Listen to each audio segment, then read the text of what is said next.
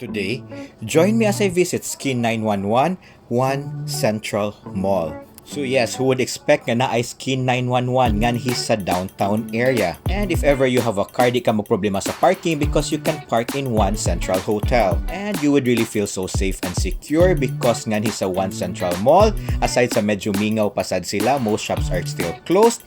And nagpractice sila sa safety protocols. So yes, you have a pamper nook right at the downtown area.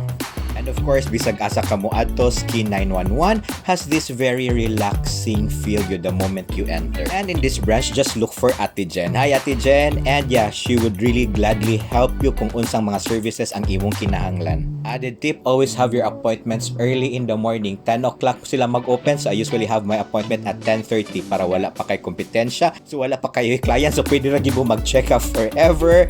And of course, Ate Jen can take most of her time and the parking sad wala sa jud kaayo kay kaagaw. And this is one of the things I really love also having my facials. Kay ang facial cleansing nga murag yung massage, relaxing jud kaayo. Then, ato na fast forward sa Diamond Peel. Of course, nakatulog ko da guys during sa whole facial treatment. Kaya I don't know, facials for me are like a massage also. So relaxing and so rejuvenating. And magpa-trivia lang ko, did you know that Diamond Peel helps with enlarged pores, acne breakouts, and treating scars? And it can also even out skin tones. And of course, karon nakatiguan ako, I need a little bit of help for that. Pero also guys, I would like to remind you to brush your teeth after eating and to follow me in all my social media accounts and let us continue to stay safe, stay healthy, and just keep smiling. Bye-bye!